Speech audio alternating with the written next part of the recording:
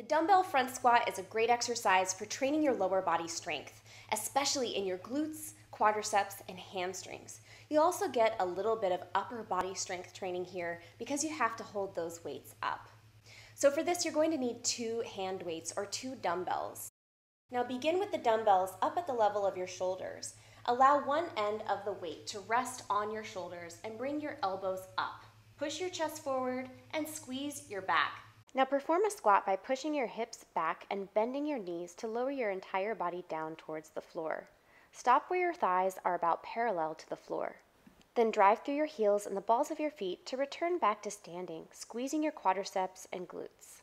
Continue to practice squatting down and standing up while maintaining a nice tall posture throughout the entire exercise. Down and back up is 1 repetition. Continue for the recommended number of repetitions in your training program.